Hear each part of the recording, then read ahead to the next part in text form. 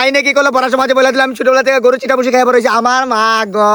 আরে ওই যে সাজেকের কথা বলছিলাম। আরে বেটা আমি রিসেন্টলি সাজে গিয়ে আসছি ভাই যাই বলছ মেঘ তো দেখছো আরে বেটা আমার ছবি টবিতে অবস্থায় মানে বেটা ঘরের ভিতরে মেঘ ঢুকে যায়। আরে বেটা তোর টাকা 10,000 হলে সাজেক তুলে দিতে পারবো। বন্ধু বন্ধু আমার 1,000 টাকা দিয়ে সাদেক নিয়ে যাবি, আমার বাপের জন্য সাদেক দেখে না বন্ধু নিয়ে যাবি।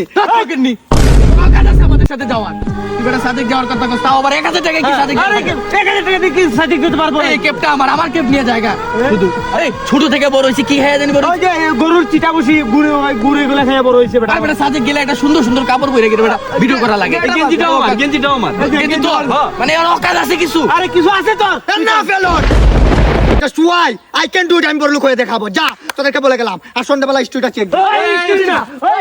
ভাই নয়ন বন্ধুগুলাকে আপন ভাই ভাবতাম, এটা বাবা আমার বলেছে আমার মা গো।